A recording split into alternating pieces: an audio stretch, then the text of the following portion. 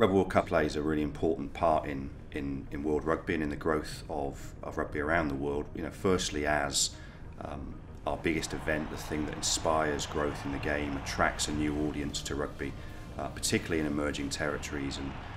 in places where rugby isn't traditionally strong, but also Rugby World Cup is the financial engine that allows us to drive the growth of the game and plays a very important role. We're delighted with the process we've had. We launched in May 2015 by inviting any of World Rugby's member unions who are interested in hosting Rugby World Cup 2023 to have a look at that with us. At the applicant phase, really the objective was to ensure that, again, the host candidate at that stage, or the applicant, and their government stakeholders understood all of the requirements of hosting a Rugby World Cup. In designing the host selection process, and again looking at those key principles of transparency, particularly of fairness and consistency and of professionalism, we agreed with the Rugby World Cup board and ultimately with the World Rugby Council that we would use a weighted scoring criteria, very transparent and objective weighted scoring criteria, and every step of that way we've been accompanied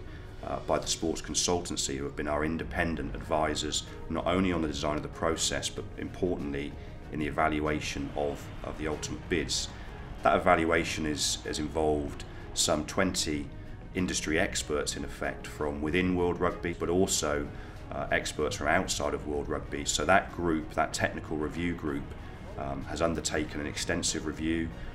We've engaged continually with the bidders through that review process to again ensure that we've clarified exactly the aspects of their bid that are being evaluated, and ultimately